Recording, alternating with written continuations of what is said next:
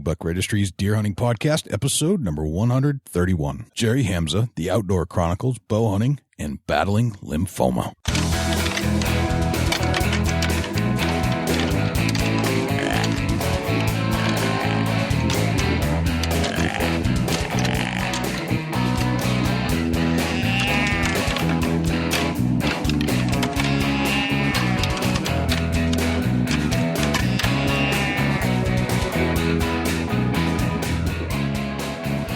Big Buck Registry is a virtual museum of hunting stories. We preserve a piece of Americana by interviewing and recording hunters about their hunts and experiences from across the country.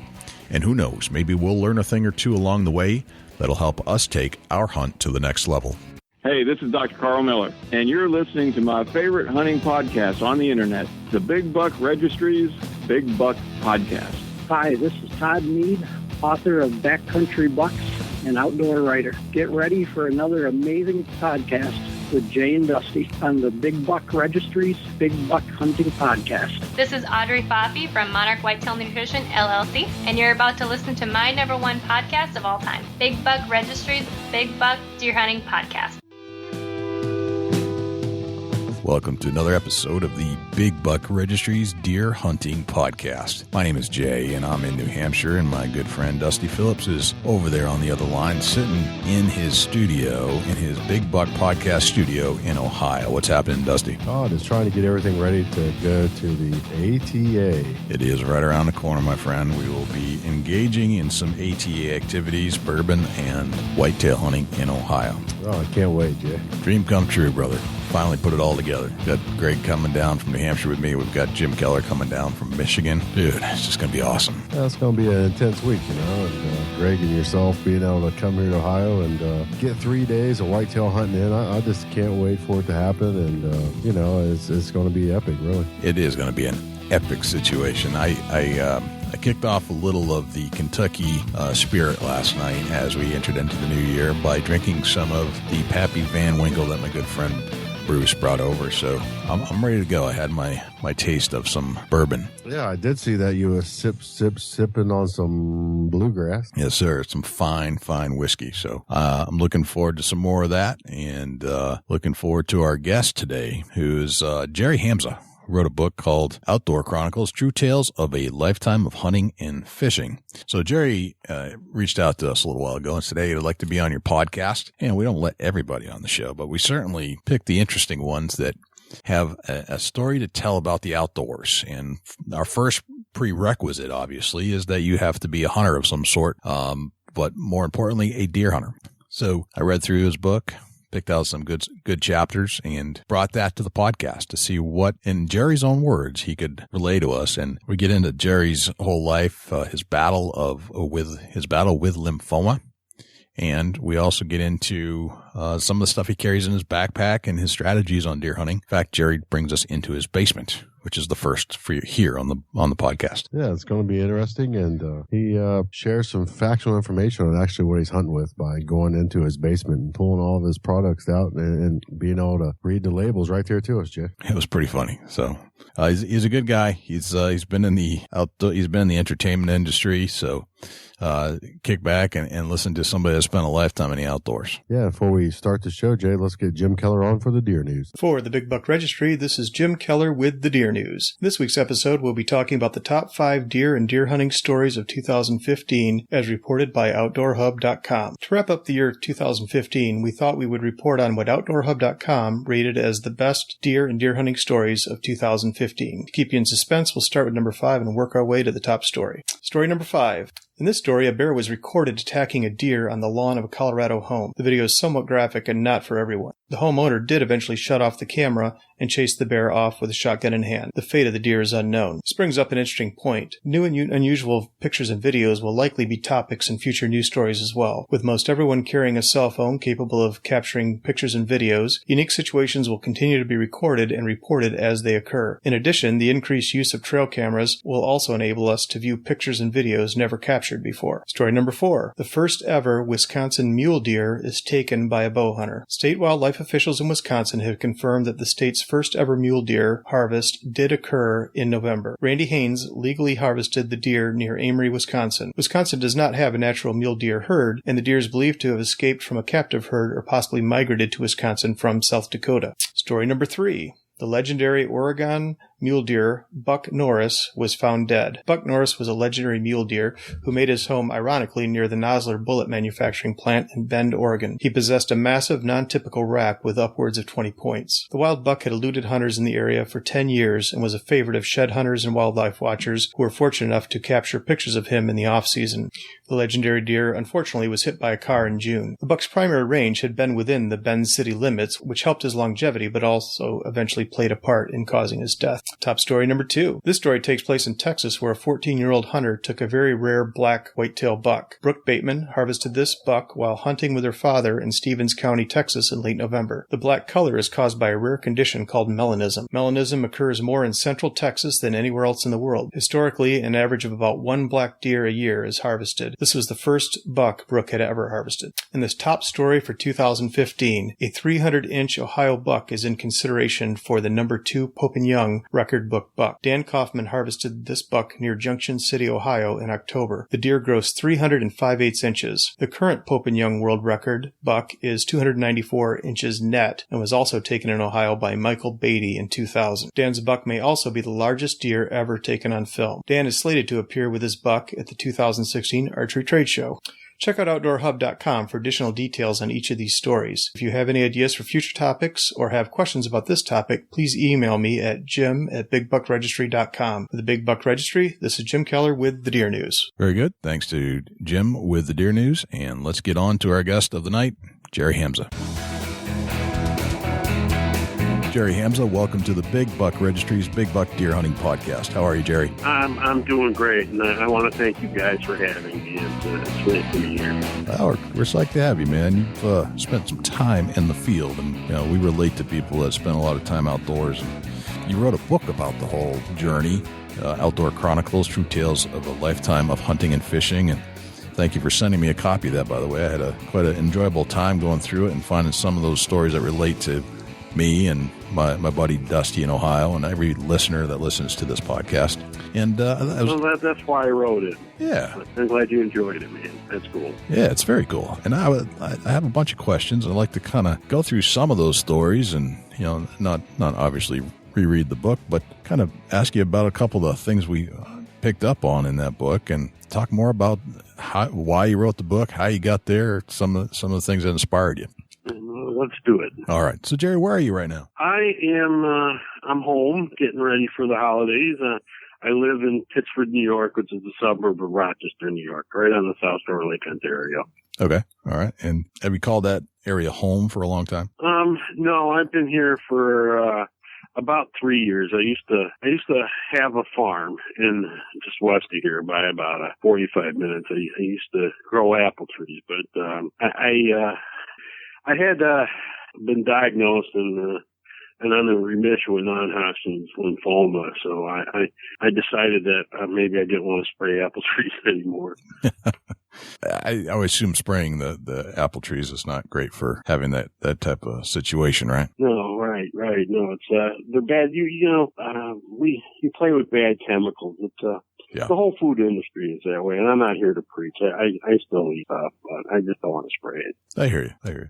Did you grow up there as well? I mean, are you from New York originally? Yeah, and my family has been in the Rochester area, and then I moved out to the farm, in my early 20s, and then like I said, I just moved back. Gotcha. You mentioned in your book that your family grew up in the entertainment industry. Is that correct? Yeah. Back in the day, my grandfather started when he was a young man putting on school dances and hiring guys like Benny Goodman and Duke Ellington, and it grew from there. I was mentioning or read some parts of this, and it said that your grandfather and father spent some time promoting country music. Yeah, they represented the Northeast in the country, and for years it was. I didn't know everybody didn't go over to Johnny Cash's house or had it in Loretta Lynn or something. But, they were very instrumental in the industry, and they were also very instrumental in the setting up of the Country Music Association in the early days. If you're so inclined, you can go and Google some of the old Billboard magazine ads and articles, and you'll see a lot of the shows they put on and stuff. It's it was a unique way to grow up. Like I said, I didn't know other people didn't do that. Right. So you had the Loretta Lynn's lipstick on your cheek. Conway Twitty was messing up your hair, and George Jones would make your grandmother kind of choke up, or grandfather get choked up when he was leaving. That's crazy. Yeah. Man. It's kind of a nice story. My grandfather, his health was failing, and pretty much out of the kindness of his heart, George Jones did one small tour with him. I think it was more of a thank you for everything he ever did. And, it was emotional. So it's very interesting. I mean, those are some huge names for country music, and you just kind of hung out with them when you were a kid. That's crazy. Yeah. And Johnny Cash was, not only being able to meet and talk with Johnny over the, I ended up loving his music, so it was even, right. It was even cooler, And one of my stories, I don't even know if that story's out. That may be in the next book, but no. You should read Eastern Steelhead when you get a chance, because there's a strong Johnny Cash reference in that story. All right, I'm a big Johnny Cash fan, so I'm down with that. So I take it that you're an outdoorsman, and this is what the book's all about. So you describe yourself as not exactly a cyber techno geek. You want to tell us about that? Yeah, no, I'm as a young boy, my parents were constantly getting me out of the house, which was a great thing, because I learned to love the outdoors. And I think the outdoors' mortal enemy is technology, and I've never really liked it much. The more people get plugged in with this virtual reality that we live, the less time they seem to have to go outside and do the things they're supposed to do, to hear the cadence and the rhythm of the true nature. Yeah. So how do you feel about online dating, now that we're on that subject matter? It's, I don't understand it. I just don't get it. It's hard enough, trying to go out with people I can't imagine, to talk about roulette, I think you're safer with a gun. Yeah. You describe yourself. Go ahead. You described in your book, you're trying to write the paragraph that described yourself when you tried online dating, and you said it didn't work out so good. And you called yourself an avid outdoorsman, but then crossed out avid. Why'd you do that? Because, when you think about the word avid, what does it mean? It's probably one of the most understood and overused words in our language. Avid. What does that mean? That you liked it?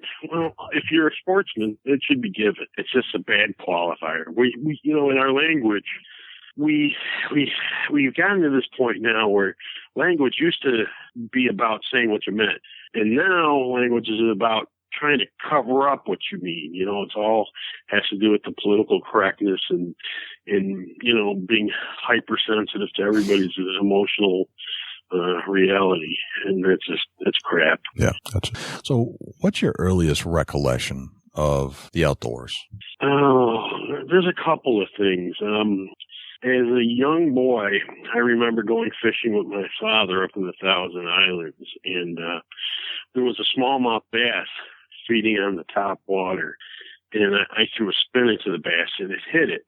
And then the other thing is I don't come from hunters, and so I'm kind of an anomaly.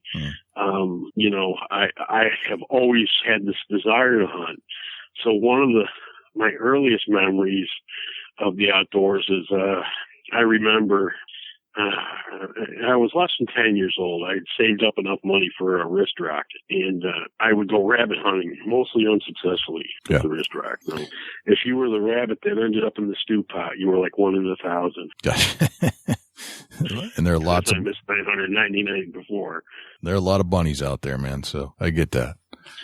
So, what did you find about the outdoors that was so necessary? I think a lot of people are exposed to the outdoors, but some people take to it more than others, and there's always a meaning there, something that it has to have a good feeling of some sort. What is it for you? What was the one thing? Well, it speaks to me. It speaks to me in a very human, evolutionary way. As a species, depending on who you listen to, you can almost justify at least 3 million years worth of evolution outside. And that's hardwired into us. We've only been going to the grocery store for about 150 years and buying meat from the grocery store. And it's far less amount of time that we've been getting meat in little pink styrofoam packages of cellophane over them. So right. I hear this call that is in me. It's part of who I am as a human being, as an animal on the planet. And when I get outside, I hear the rhythms and cadences of the planet, and the way it was supposed to be. The American Native Americans were very spiritual when it came to listening to the true rhythms of nature, and I guess that's what I plug into. Yeah, I get that. I plug into that as well. Now, a lot of the book that you wrote has to do with being outdoors, but you've done a lot of fishing, a lot of fly fishing, which I think is a fabulous sport, by the way. I enjoy that myself.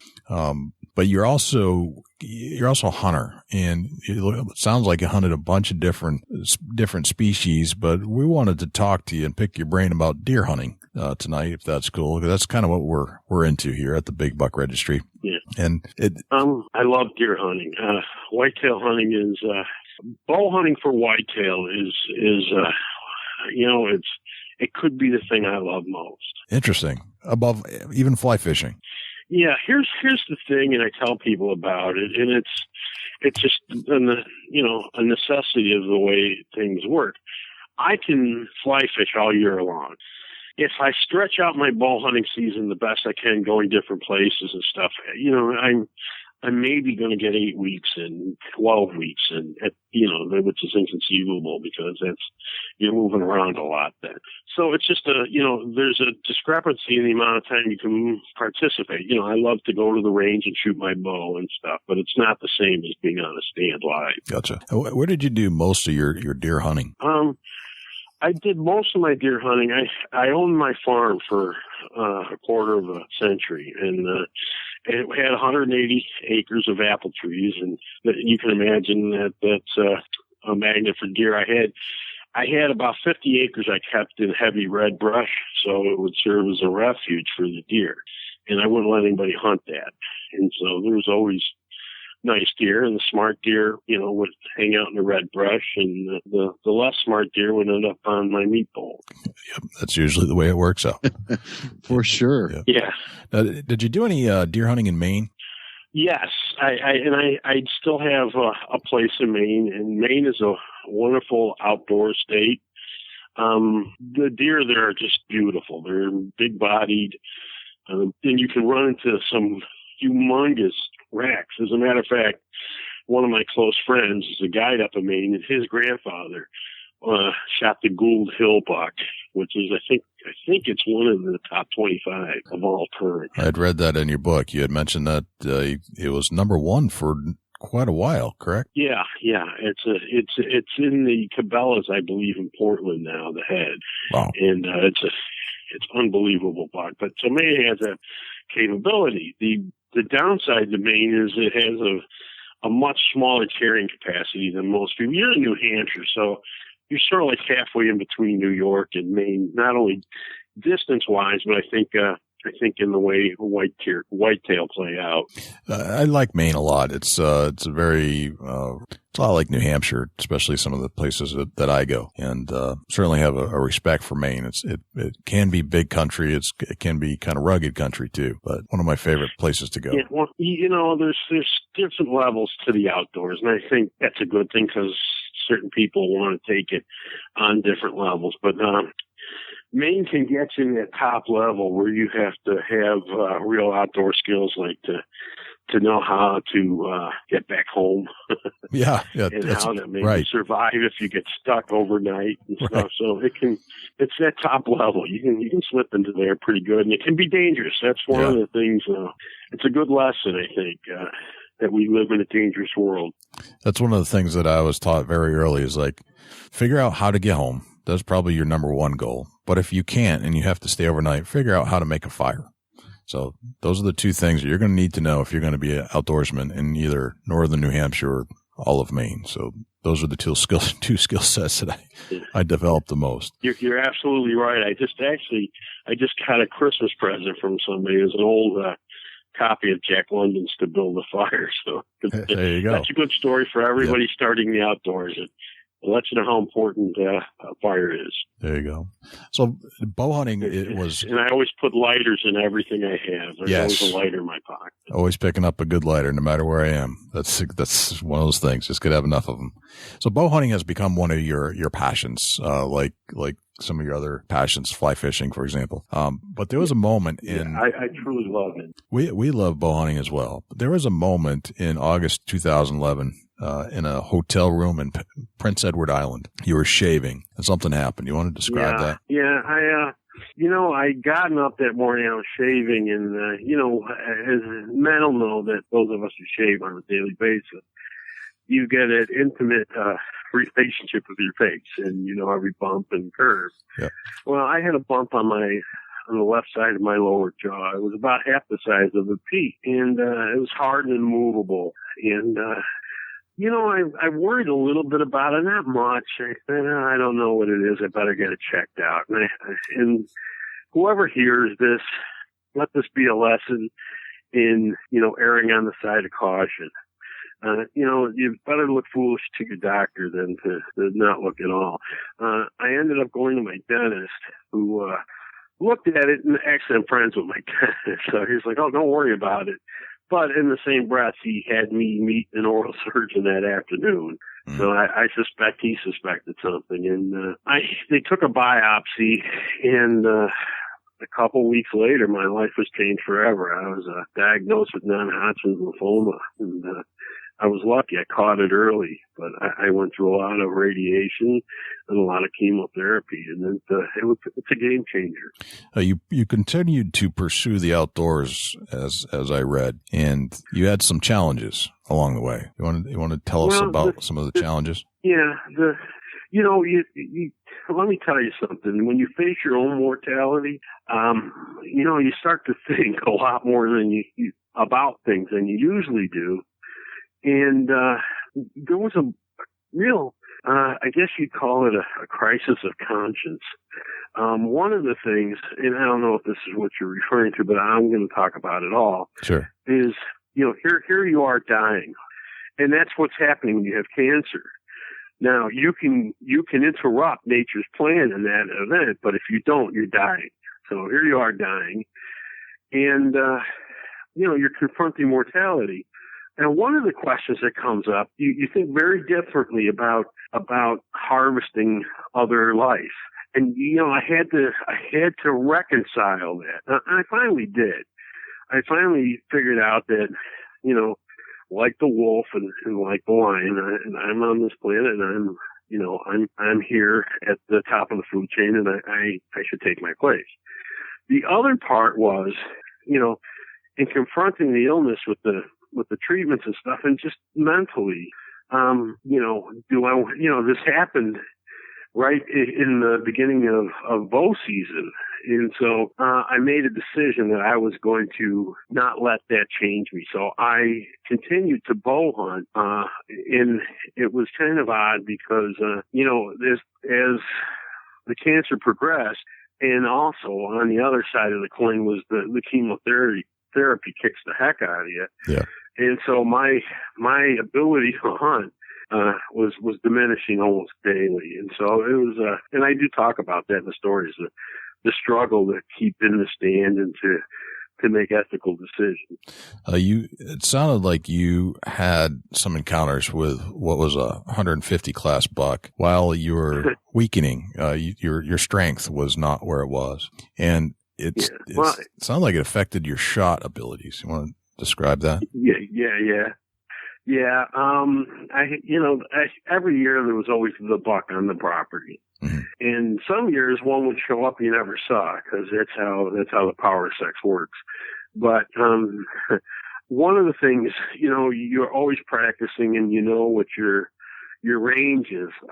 One of the things you don't take into effect is that you might be getting weaker fast. We're used to eyesight going over years and maybe, losing a step off your fastball but with the cancer was rapid. So I had this beautiful 150 class buck present a shot. He was less than 20 yards away, probably like 10 yards. And I totally blew it, it just was that my ability to pull back, 65 pounds on a bow when it wasn't there anymore. And so I was struggling and shaking, and the arrow went wide. I think a couple times I missed him. Yeah, you described that, and to the point where you felt defeated almost, like it drained you. No confidence left is how you describe it. You describe it in the book. Yeah, well, that's how it is. I think it's a natural progression in hunting in general. When we're young, and we're striving to be competent with the tools we choose to hunt with, and we think we've gained a competency over them, and then we go, I don't know, unless you got, just nerves of steel. We all have to deal with buck fever at some point, and you get past all that. And after a while, you're a mature outdoorsman, and things usually turn out the way they're supposed to. But when you mixed in the disease and the mix, it took all that away, and it rattles you. And how did you fight through it mentally? Feeling defeated and losing your confidence, especially in the woods, if you're an outdoorsman and that's part of your life. How did you fight through it? I'm stubborn as hell. I have a stubborn streak, and I played to that. When I went for the chemotherapy, which is, it's not one session, it's many sessions. They like to put a port into your body, and I wouldn't let them do that because I didn't want to be that person. I wanted to, it's just a way of looking at things and a mental toughness. And in the outdoors, I use my brain, and I tried to change the game back so the odds were in my favor again. I took poundage off the bow and put myself in a position to get close shots that were high percentage, and that maybe at 40 pounds I could be successful. Gotcha. Okay. Very good. So you spent quite a few years deer hunting with your bow, and bow hunting is no joke. It tests all your skills. You have to be stealth. You have to eliminate scent. You have to know how to play the wind. There's lots of elements that come into play that using a gun you can overcome it with a gun. You have to be close to get to the deer that you can kill. So you have a skill set that you've built up over the years, and you've done it for a long time. So I'd be curious, and I'd like to have Dusty kind of take the reins here to find out what types of things you used in the woods, what type of techniques and strategies and devices, things you put in your backpack that you brought into your woods to make that happen. Dusty, you want to take it from here? Yeah, absolutely. And we'll get into a little bit about, do you carry a backpack to the woods? I carry a very small pack. It's more along the lines of a fanny pack. Well, let's hear what you got in this fanny pack. I have an extra rangefinder because I drop mine occasionally. And I have an extra release in case my release goes bad. And I usually have a piece of fruit. And, sometimes it just depends on how I feel. Sometimes I do take some more scent control because in my mind, especially with bow hunting, if you can take your scent out of the game, you've turned the tables quite a bit. Yeah, absolutely, for sure. If they can't smell you, they'll stand there and look at you. You can be, I've had instances where I was, 10 feet away from a deer that I just couldn't figure out what I was because I knew he couldn't scent me. Yeah, it makes sense. And I had good camo on. If you break up your outline, I think that's it. It's scent in breaking up your outline. If you can do those two things, you're mostly there. Yeah, I couldn't agree more to that. Is there any other particular things that you have in your fanny pack? It just depends. If it's during a rut, sometimes I'll bring a little bleat box or a grunt call. Any particular grunt call you use? No, I don't like, I like the boxes where I can turn them over. I've got a couple grunt calls down in the basement. I have to go look. I just buy them and use them. I don't usually, I use them more to stop animals than I do to bring them in. Gotcha. Okay. I used to rattle a lot, and then I found out I was scaring bucks away because they figured the dominant buck was in it. And I'm sure it's this way in a lot of the country. Overwhelmingly, I'd say that, 85% of the bucks where I hunt are under 120. And so if you sound like you're a bigger deer, you're gonna scare everybody but the biggest guy away. And if he's not in the neighborhood, you're not gonna see anything. Right. Yeah. That makes sense. And some instances grunt calls work great, and others are rattling works great, and others rattling ain't worth a dang. So we got into your fanny pack. I want to talk a little bit about your camouflage. What kind of camo gear do you wear? I like a lot of the, and I always hesitate to mention manufacturers, but with camouflage, you almost have to. I like a lot of what Realtree is out. They've just kind of good way of breaking up your silhouette. To me, that's the big thing. I sometimes, depending on how far along the season, I'll wear a different pair of pants. I'll wear pants that might blend in with the bark of the tree more, and the shirt might be leafy-ish. It just depends on where my stand is and stuff. But I really like the patterns Realtree has out. Gotcha. Okay. Any particular boots that you like to wear while you're hunting? Yeah. Again, I guess we're going to have to use name brands, and I just let's get it. I'm not getting any checks in the mail from any of these people, so I guess the people listening can say, maybe there's something to it. I'm a big fan of Irish Setter. Okay, yeah. I've got two pairs of Irish Setter boots. One is 30 years old, and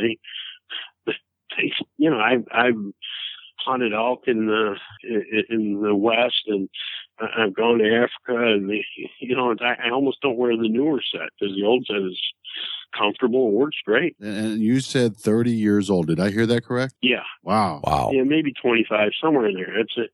I mean, they have some signs of aging, like the little loops you put your fingers through in the back are not loops anymore. They're tabs. No kidding. That's what I'm saying. They make a great pair of boots because I bang the heck out of them. Wow, that's one heck of a pair of boots right there by far. That's a 10-fold pair of boots. How about that? That's a one good pair of boots is right. Wow, Irish Setters, 25 years old, and it sounds like they've been around the world. No, they have. There's some parts of them they're not as waterproof as they used to be, but I put some ink oil on them, and they keep getting me through a day or two. If they could tell stories, could we hear some great stories out of your boots? Yeah. They probably do better than I would. It's a good thing they can't write. So we got into your fanny pack, we got into your camo, and we got into your favorite hunting boots, and I'm super impressed by them boots, by the way. What kind of tree stands or ground blinds? What do you do there? Are you a tree stand type of hunter? Or are you a ground blind hunter?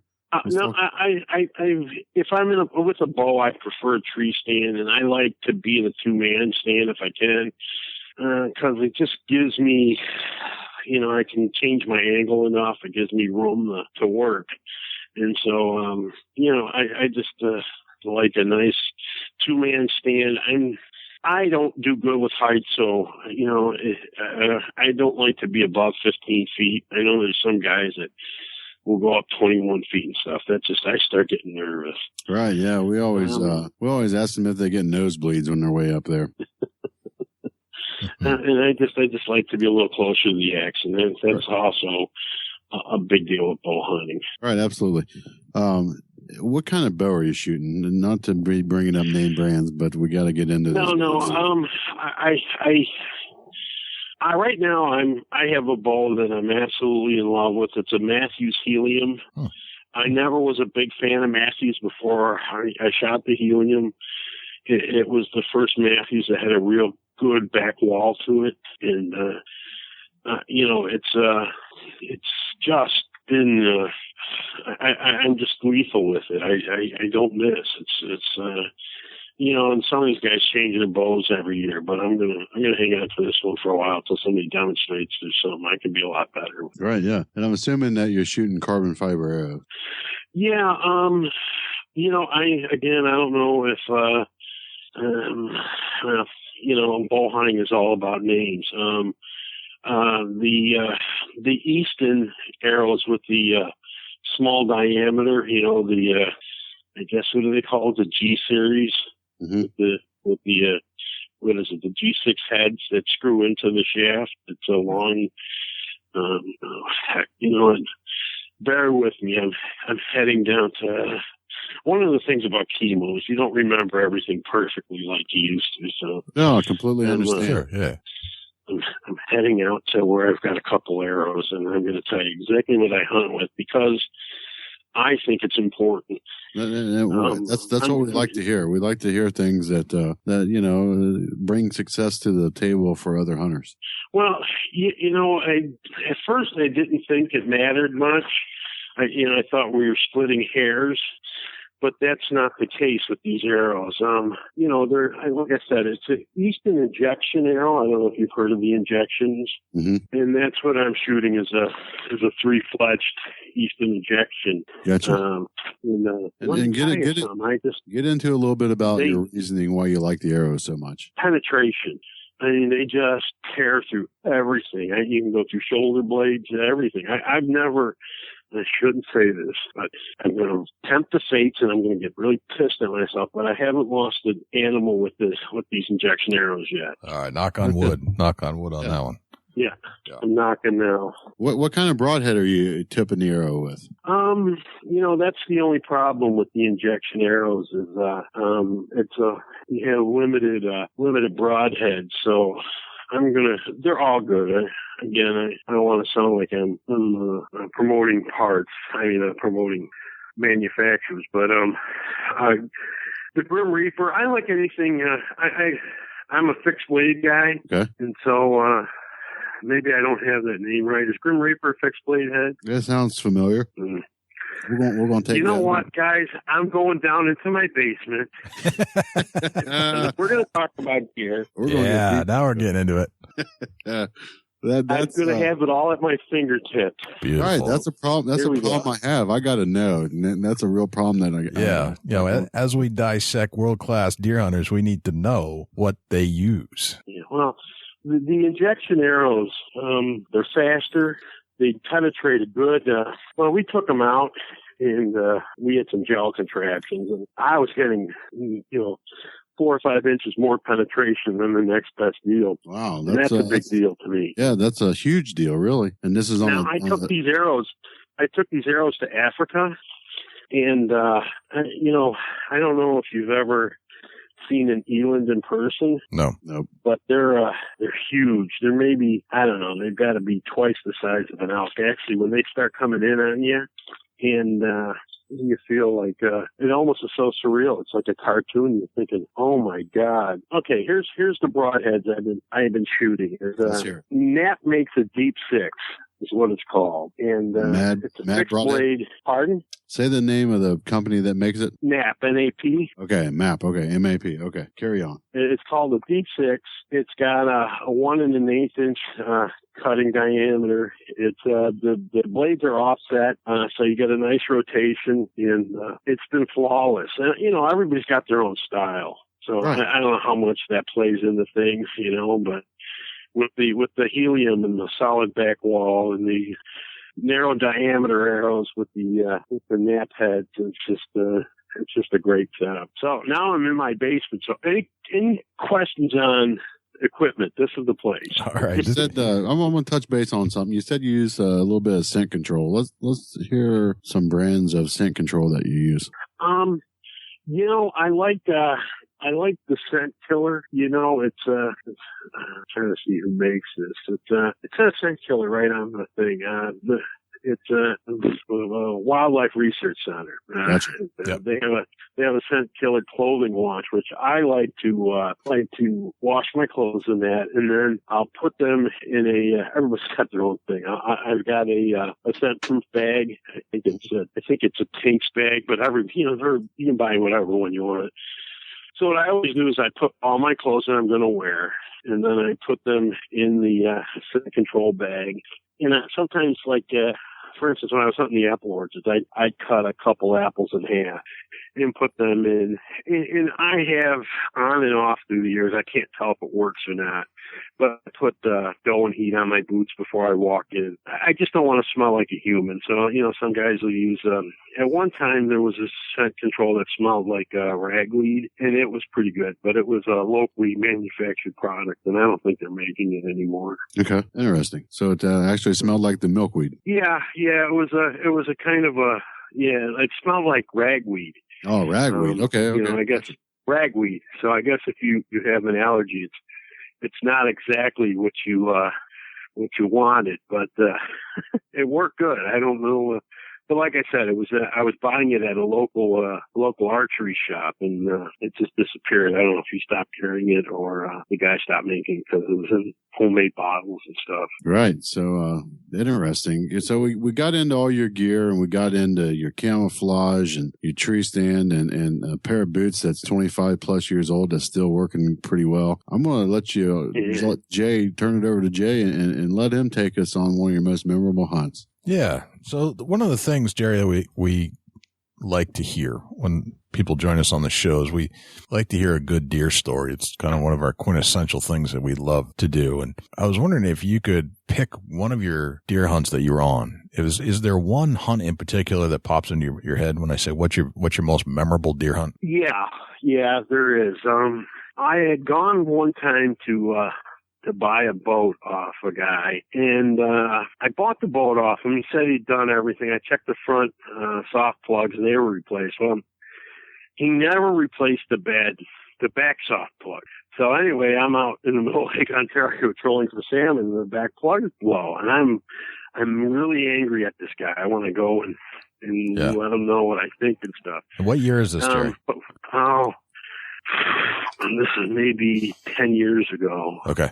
So anyhow, he comes out, and he's an old guy. He's in his 70s somewhere. And he said, well, I'll help you with it. He was an old charter boat captain. Well, to make a long story short, we ended up being wonderful friends.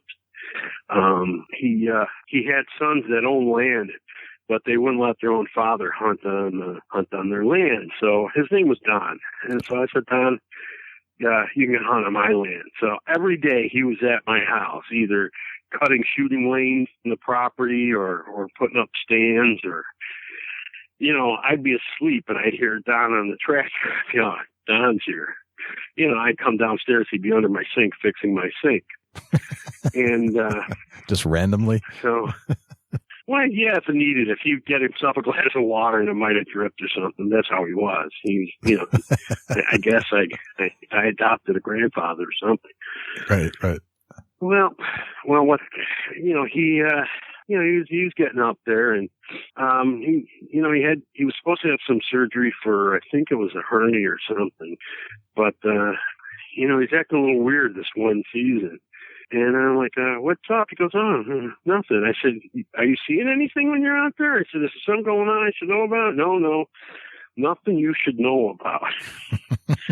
Well, I was bow hunting in Colorado for elk on opening day, and I was coming in, and this was 5 o'clock in the west, and my daughter was on the phone. She goes, Don hasn't come back yet, and that was 8 o'clock here. And I said to her, you got to call the sheriff.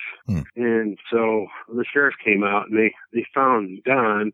He had killed a deer and had a heart attack and was lying right next to the deer. And he had passed away in one of my fields hunting. He went the way everybody should go who likes to hunt, by the way. Yeah. And so it was like the day before Thanksgiving, and I was in my stand, and all of a sudden this buck comes walking out, and it ended up scoring almost 180. It was 177, and I knew that's the deer Don was chasing. He wasn't telling me about. And so I arrowed the deer, and I had him mounted and called him the heart attack deer.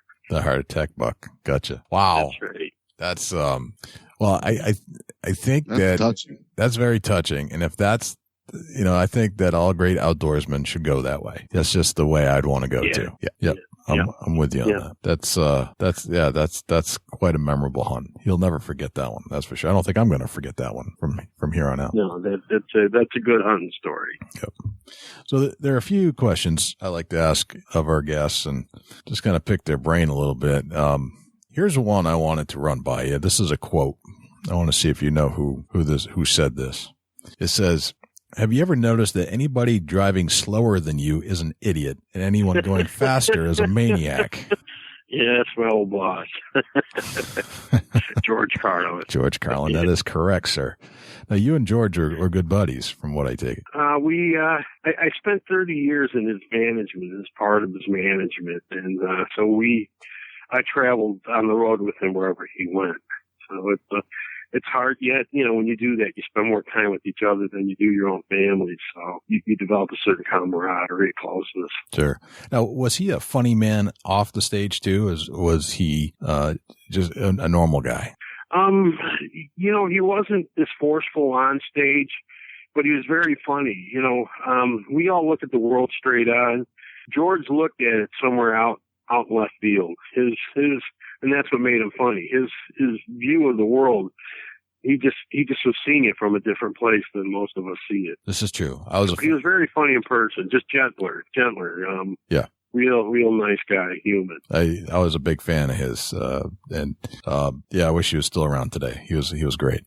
Yeah. So looking back over your life, and writing a book now about your travels and experiences, knowing what you know today, what would you tell the 20-year-old Jerry HAMZA? Patient. Be patient. Have the patience to see things develop. In life, the best things unfold slowly. It takes almost a year for a human being to be born. So I would, if I could speak to 20-year-old Jerry HAMZA, I would tell him that things are going to work out. You just have to be patient. Okay. I've heard that a few times now. Patience seems to be one of those things that everybody needs a little bit more of. Very good. Okay. So we all have these things that we bring into the woods with us that are, I don't know if they're good luck charms or they're pacifiers or they truly make us more successful in the woods. We all seem to have one of these things. What's that one thing for you that you got to have with you or it drives you nuts if you don't have it in your pocket? It's a little 3-inch stuffed walrus. Okay. You asked. I did ask. It's my own fault. All right. So tell me about the walrus. I have a vending company and we put stuffed animals and cranes and stuff. It's one of my businesses. And, this little 3-inch ugly thing, as a matter of fact, how I ended up with it was the guy who fills the crane says, I don't know what this is. I was going to put it in the crane, but what is it? I said, I don't know either. So actually, we made a big deal out of it. I called the manufacturer and they said, believe it or not, that's supposed to be a walrus. And actually, I have it in my hand right now. I keep it in my, when you talk about the backpack, he's always in there. Yep. And he's the ugliest little stuffed animal you ever saw. And if I don't have him with me, I don't feel the same. Right. We all have them, man. We all have those little things. Nobody's not. Yeah, I should take a picture and send it to you. You need to do that. Absolutely. So, okay. All right, I will. Of all the hunting tips that are out there, and there are a gazillion, what's your number one hunting tip of all time? Safety. If you're going in this tree stand, wear a safety vest. Be really careful. We're out there with lethal implements, and that to me is, I believe in erring on the side of caution. And you asked me what kind of stands I use, and I use fresh stands, after they've been out for a year or 2 or 3, and then I don't let a stand go more than 3 years. Gotcha. Okay. Very good. And finally, you're a writer. You've put in lots of your thoughts on paper. Is there anybody that you turn to whose books you enjoy to obtain more knowledge about the outdoors or magazines? Is there anything that you turn to yourself as a writer that helps you? There's some guys out there. I don't know if turn to. I like the style an awful lot.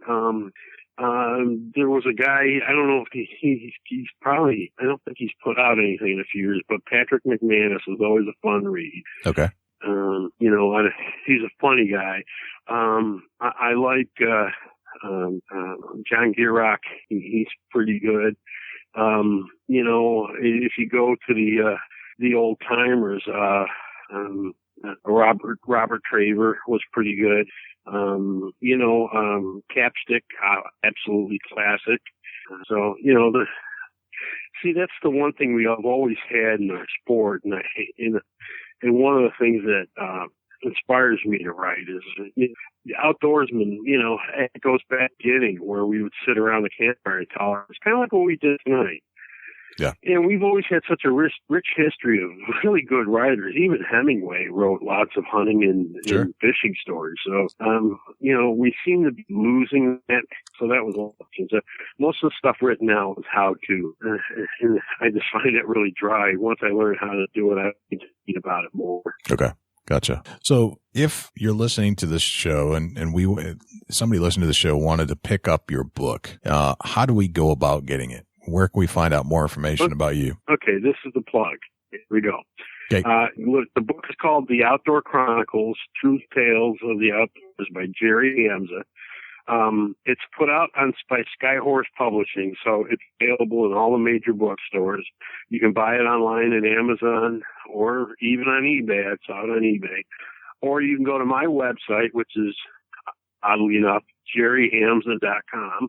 Nice. And if you buy it off my website, I will sign it for you. Beautiful. And you signed the one that you sent to me as well, and I appreciate that. Well, it's very good. It was a great read, and I'm going to go back and read the fishing sections now because, before we know it, fishing season will be here, and I'll have to get out my fly rods, and I think I'll read a few of your inspiring stories about fly fishing. And hopefully someday I'll return to New York to do a little fly fishing out there, too. Yeah, well, we'd love to have you. Very cool. And anybody want some deer taken off the property, just get in touch with me. I'm always looking for new places to pull a string. So. All right. Very good. Well, Jerry, this has been fantastic. I can't thank you enough for joining us on the Big Buck Podcast. Okay. Well, thank you for having me. Thanks again.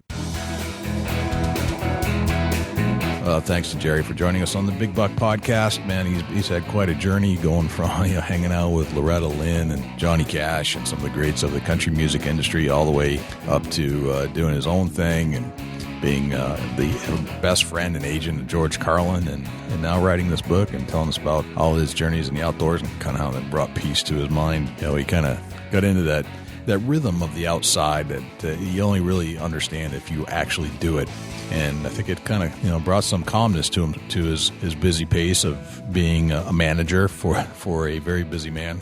And then battled lymphoma and overcame it. It's quite a story. Yeah, definitely a real interesting story and much appreciated for him for joining us in. And thank you to the listeners for tuning in with us every week. Yeah, thanks for joining us, everybody who's listening to this show right now. And I just can't thank you enough for joining us on the Big Buck Podcast. Hey, Dusty, do we have a Chubby Tines tip of the week this week? Sure do. Jay, people are always asking, what's something that can make a difference in hunting mature deer or any deer period? And I said, well, if you go to the woods and you don't wear a face mask or some kind of face paint, there's something that's a proven fact that deer can pick out a human face from 25, 30 yards away. So I suggest that you consider getting you a face mask or using some face paint to break up that human face silhouette. Do you use face paint? No face paint. I do wear a mask early season, late season. I wear a mask at all times. That's something that I feel naked without if I don't have my mask.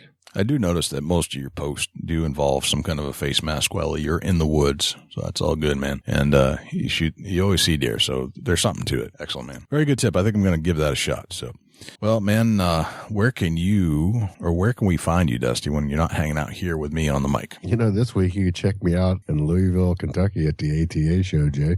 If you're going down, look us up. Everybody check us out. And if you're at the ATA, definitely give us a holler if you see us. Stop us. We'll talk to you and introduce ourselves. And we'd love to see everybody that listens. Absolutely. That would be awesome. Facebook, you can look me up, facebook.com/Chubby Tines Outdoors. You can also look me up personal page on Instagram @ChasingAntler. Jay, where can the people reach out to you when you're not on the mic? The mic, I would say the best place to get a hold of me is jay@bigbuckregistry.com. You can always check us out on iTunes, going to bigbuckregistry.com/iTunes. That's if you're on an Apple device of any sort, iPad, iPhone, anything like that. We have been accepted to the Google Play Store, and they should be launching this month as we speak. So hopefully soon all of our podcasts will be available through the Google Play, which means that if you don't have an Apple phone, you can listen to it on an Android phone. And we know we're missing a piece of the population. But in the meantime, if you can't get to Google Play, and if they haven't launched it yet, you can always check us out on Stitcher, which is available on Android phones, and that's bigbuckregistry.com/Stitcher, STITCHER. You can always check us out on Facebook, facebook.com/BigBuckRegistry.